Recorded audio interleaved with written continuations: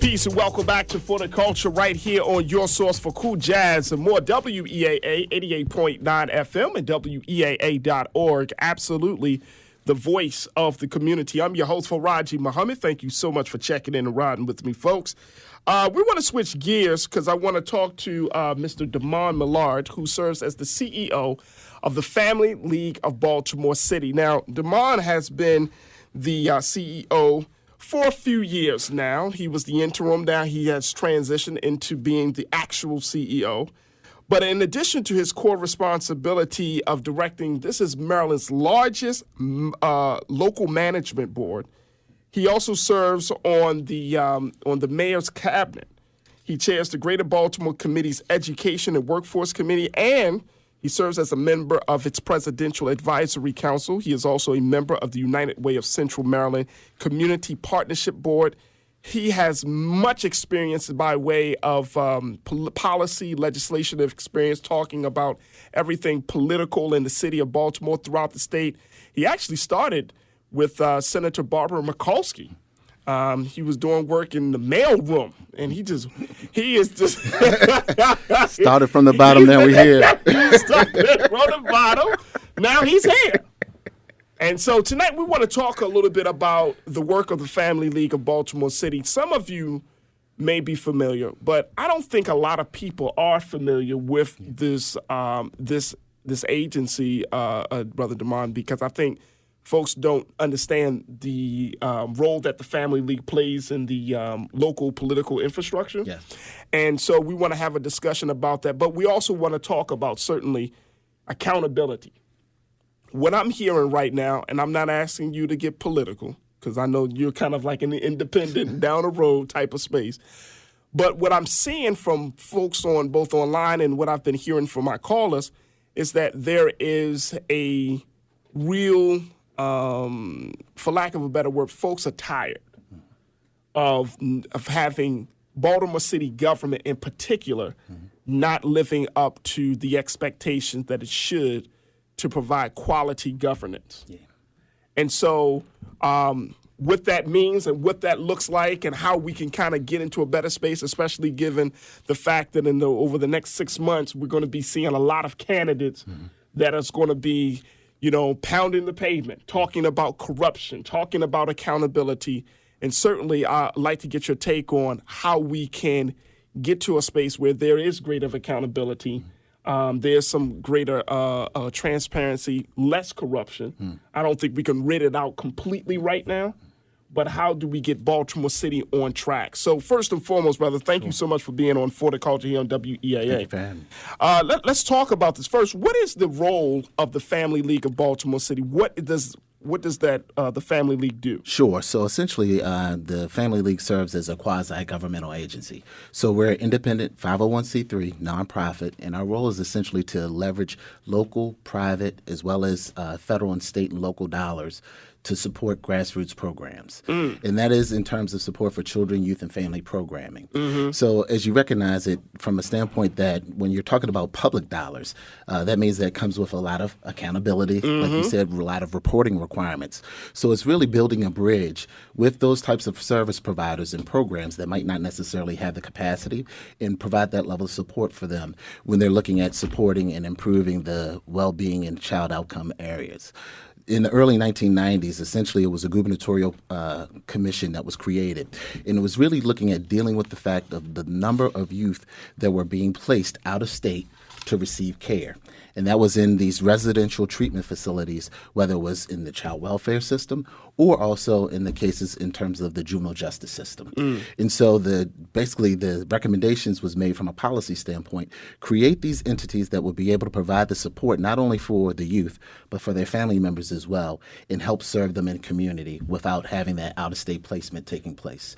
So each jurisdiction within the state of Maryland has what you call a local management board, and we're the designated local management board for the city of Baltimore. But it's a nonprofit organization. It is a nonprofit, so it's an independent 501c3 with a board of directors with independent governance, but it's a very unique nature because you have, as it relates to, one, the mayor, who approves the board members.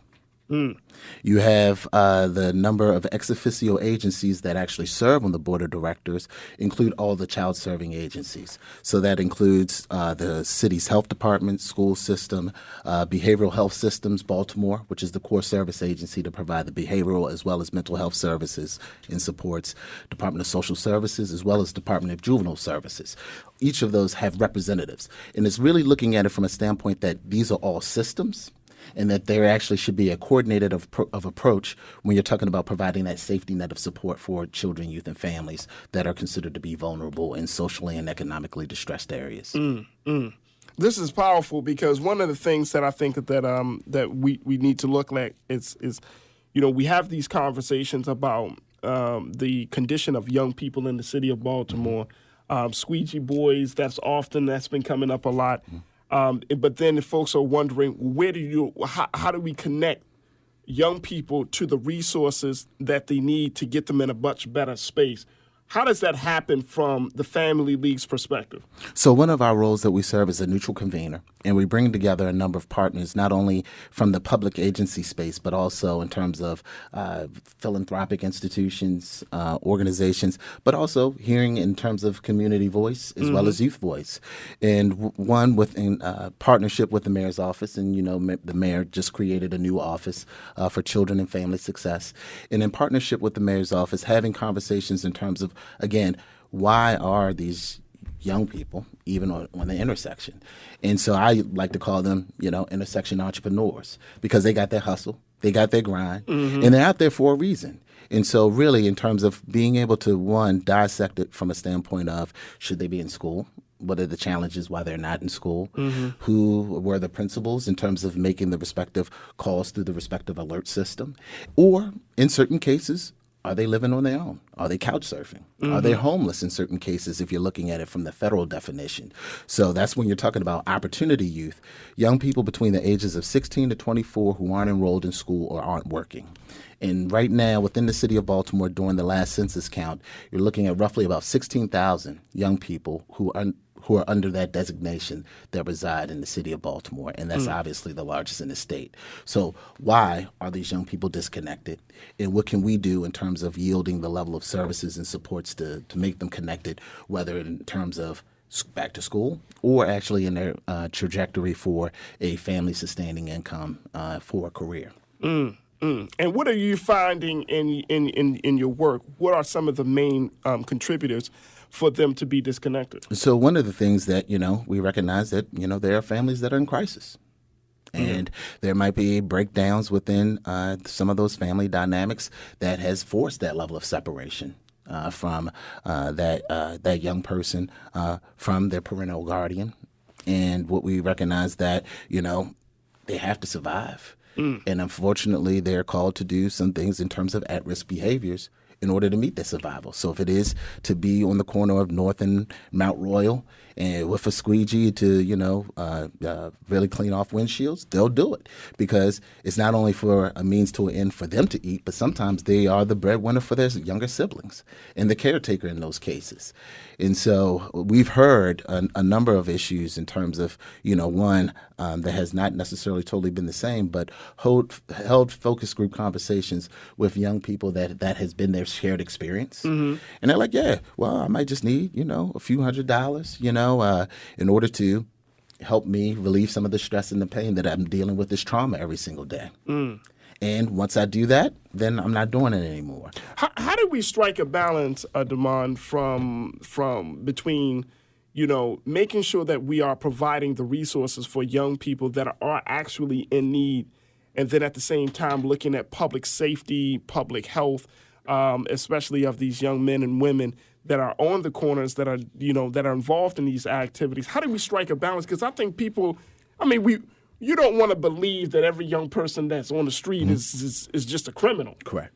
But it's easy to criminalize considering the circumstances, right? And so I feel like there's a thin line between, okay, yes, this person's in need versus this person needs the police. Correct. And I think that's one of the key things with that office that I was sharing with you that Tisha Edwards is heading up for the mayor in terms of children and family success is really having an understanding in terms of the root causes that really led to that young person to be in the situation that they're in. And more importantly, where in those cases did the system fail them? So it's really due to no fault of their own, but where within all the respective state government agencies, local government agencies that exist, the loud and pronounced presence of philanthropy within Baltimore. Right. How in all of those cases did that safety net and those cords frayed to let these kids slip through? And once you're able to identify what those challenges and those issues are, then you're able to kind of create backwards mapping to ensure that hopefully that doesn't happen again. Let me ask you, I know we're about to take another break, and I'm going to open up the phone lines, 410-319-8888, 410-319-8888, as we talk to Demaune Millard of the Family League of Baltimore City. Want to hear your thoughts on issues relating to family and juvenile services, 410-319-8888. Big question somebody asked me many, many years ago, and I'm going to ask you this one, then we're going to take a break so you can kind of marinate a little bit more on it. Do you feel like we are over-programmed in this city? Do we have too many programs, too many nonprofits? Everybody wants to do some sort of program. Do we have too much of that here in Baltimore City? It's a very good question. All right, then that means that we're going to have to wait. We're going to have to wait, folks, because I feel like that might be part of the problem, too. Like there is this culture of dependency that has been cultivated because everybody has a problem, therefore we need a program. And I'm trying to think, how do we get out of our own condition, not necessarily through program, but through actual resources? 410-319-8888. All right, folks, we're going to take a quick pause. When we come back, more with the Family League of Baltimore City. Stay riding with us. It's For the Culture here on WEAA.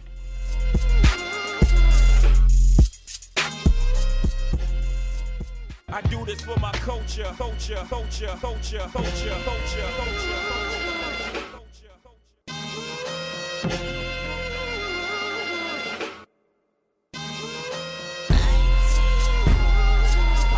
For my culture, culture, culture.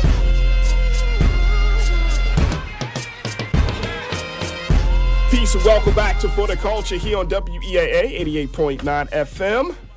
Talking to Mr. Demaune Millard of Family League of Baltimore as we talk a little bit about some of the issues and some of the challenges, but more importantly, some of the ways that we can help to connect the dots for children and families here in the city of Baltimore.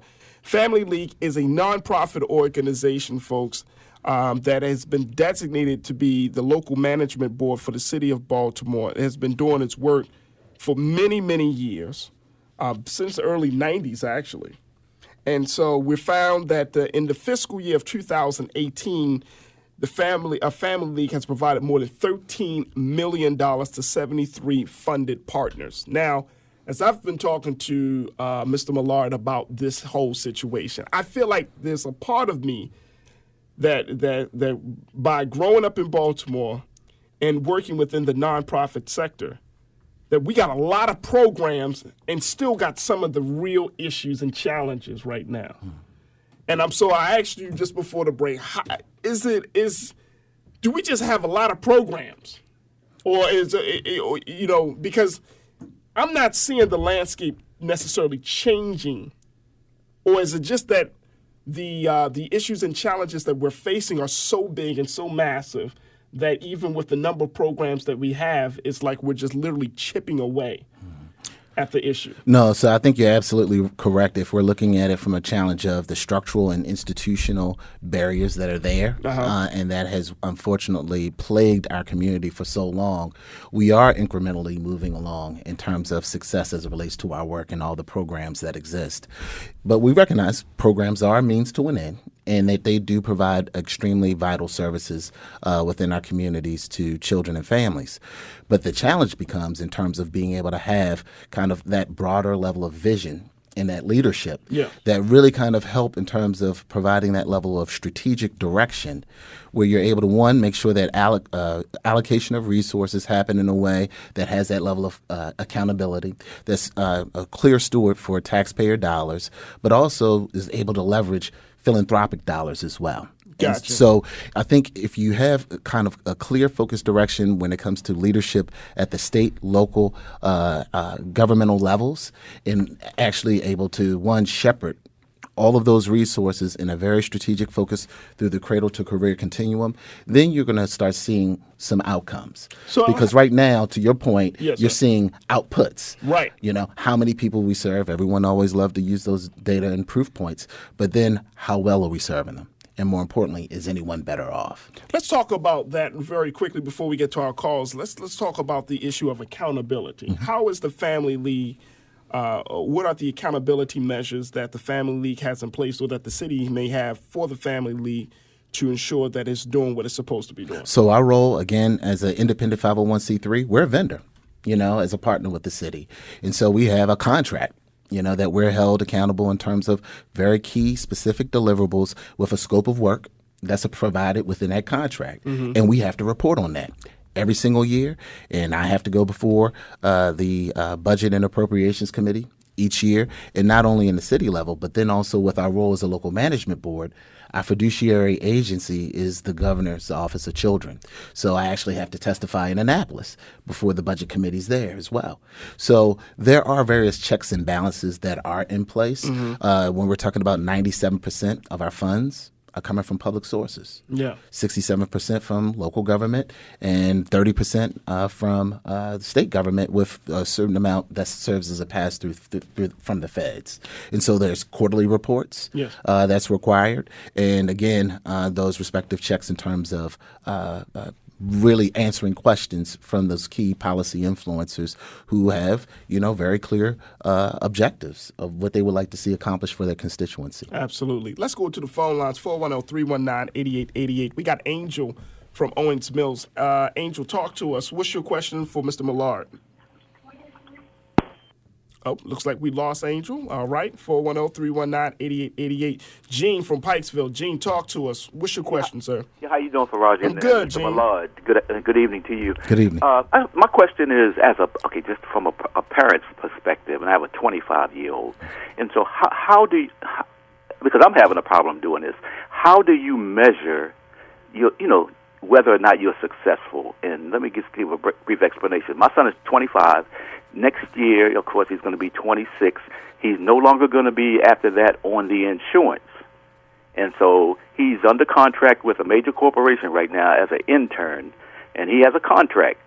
He had to get his associate's degree, and after that, which he will have accomplished next month, actually, then he will be hired, and then he has to get his BS degree.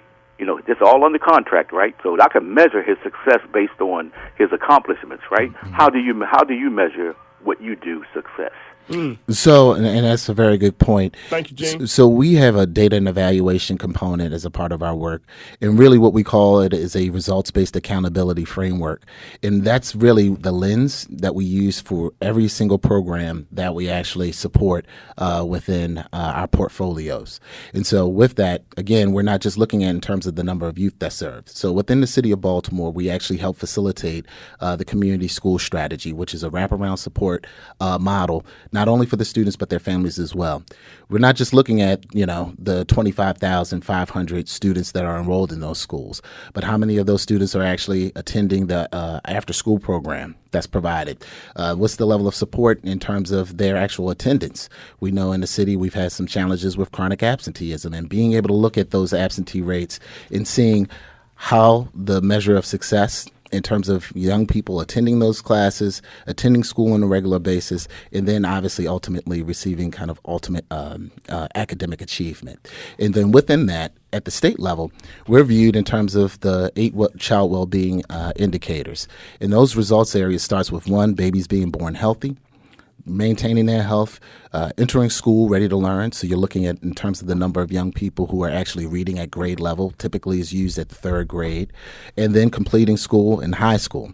And we have to report on this, and this is really a scorecard that we actually have to submit on an annual basis to the Governor's Office of Children. We've historically have only done that for 3 particular areas. And with Baltimore City being such an area of great need, what I'm driving my team to do is report on it on all 8 areas. because one, I think that, the need is there, but we're really not measuring up into the need that the city requires if we're just shortchanging ourselves by just picking and choosing on few indicators that we know that we can pat ourselves on the back and know that we've accomplished, as opposed to really challenging and pushing and stretching ourselves. And it's been a courageous effort in which we're having a lot of thoughtful and courageous conversations internally with our team, as well as our board members and other key stakeholders. Absolutely. Let's go back to the line, 410-319-8888. Let's hear from Donna in Baltimore. Donna, thank you so much for your patience. What's your question for Mr. Millard? Well, how you doing, and how you doing to your guests as well? Good evening. Good evening. Well, I'm very troubled by. Everything sounds good and dandy, and your organization, I'm sure, is well needed, but the results are still not looking good. United Nations has said that the United States is number one in the worst record in the world in child welfare. United Nations has as number one. All the other countries in the world have met the criteria for child's rights, welfare, and well-being, except the United States. That's disturbing.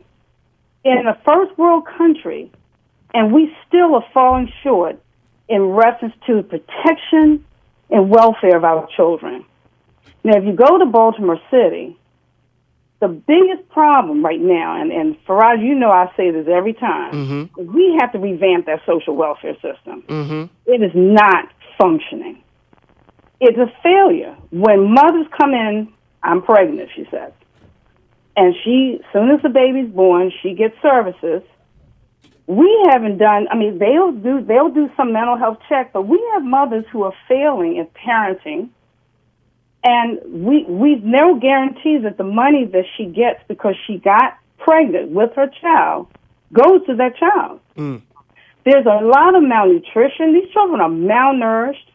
If you look at the squeegee guys, they are undernourished. I have never seen malnutrition in these young boys I've ever seen in my life.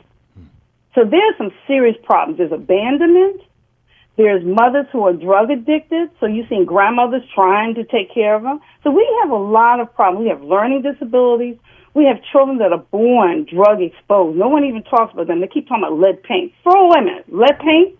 What about mothers who were using drugs? Now with the marijuana revolution, we got mothers saying there's nothing wrong with smoking marijuana. So now we're having underweight babies being born. Hey, Don, I got to stop you right there. You bring up some very, very good points. Thank you so much, as always, for checking in. Mr. Millard, what's your take on this? No, and I think Donna raised, very salient points. If we look at, in terms of, the, I would say late 90s, early 2000s, the city of Baltimore was faced with a really dramatic infant mortality challenge. And that was basically in terms of, one, if you're looking at how it's measured, 13.8 of babies being born out of 1,000 were resulting in death. And so really I think that became, to a degree, becoming a public health crisis in which, one, the health department worked in terms of forging a relationship with us and really looking at ways in terms of how can we improve birth outcomes from a strategic standpoint, and working with the medical service providers and looking in terms of, one, how do you promote safe sleep, and addressing the challenges as it relates to what Donna was saying earlier, one, low-term births, preterm births as well. And so what we recognized was that was also impacting in terms of our birth outcome numbers. With that level of focus that was provided, and then also investment of resources, and looking at programs and networks like our maternal child care health home visiting programs. We support 5 of those respective service providers within the city. And they make sure that whether it's new mothers, or expected mothers are receiving that access to care within their first and second trimesters of their pregnancy. And with that, you started seeing some immediate changes in factors in terms of improving birth outcomes. So now you're looking at a situation where, again, when you're talking about the disparity level, 5 to 1 from black and white infants. Now it's 2 to 1. Still too many when we're talking about double the number when we're looking at disparities. But again, if you're looking at data, and like I mentioned earlier, having a strategic focus and a vision, Right. or pressing forward in that way, you can start seeing that yield some type of benefits in terms of impact. But it takes a collective impact strategy that doesn't, involve just one organization in the mix. It has to be a number of organizations, and looking at the systems, not just the programs, because programs is just dealing with the symptoms, Right. not the overall sickness and the failures within the systems. We have a couple of moments left, but I want to get your recommendations on how community members and folks can be involved in this whole process, how they can help the Family League and making sure that Family League is doing what it's supposed to be doing, but is also really touching the necessary organizations and initiatives that needs to be touched by your support. So how can folks get involved? So one, I would encourage folks to sign up. If you go to our website, www.familyleague.org, you'll see kind of a distribution list in terms of funding opportunities. Just sign up, because that way you're going to receive a notification in terms of all the various funding opportunities. That we have one that's currently live right now that's supporting expanded youth programs, which is basically programs that are serving outside of the school day. And as we're talking about how do we connect and engage our young people with programs that are innovative, that's something that's going to be eye-catching, but that's also going to maintain a level of consistency as it relates to their involvement. That is currently almost $2 million that's being provided by the mayor and city council that we're helping facilitate that as a part of the process. We would like to have community advisory members to help with that selection of that process. So one, we were able to move forward with doing this last year, and so what it did yield was 30% of our funded partners was the first time that they've ever received funding from Family League ever before. And that's because we broke up the monotony within the system, that it wasn't just us making the decisions, but we actually had parents, we actually had students who were included as a part of the process, or teachers who live or reside or work within the city of Baltimore. So by doing that and deconstructing some of these systems, that's when you're going to start seeing some different results. So I would encourage folks to sign up. We currently have a few pre-proposal conferences, one that's going to be held at Pimlico Elementary Middle. The next one is going to be held at Edgecombe Circle. And then we're also going to have it featured in terms of a webinar. So if your technology allows you to do so, if not, you can come to our office at 2305 North Charles Street and just get a sense in terms of that funding opportunity. Yeah. And if it's not you, but you can pass it on to someone else that can hopefully benefit for it. Mr. Demaune Millard, Family League of Baltimore. Demaune, thank you so much, sir. Brother Farajii, I appreciate We the time. appreciate this, and we look forward to continuing to have conversations. We got to bring you back to talk about some of the other ongoing things, and I know that there are going to be some big discussions as the election rolls around in terms of like the youth fund and so many other big package deals. Indeed. But at least I wanted to get people out there to know what the Family League of Baltimore is truly all about. So thank you so much for your time tonight. Appreciate your time, sir.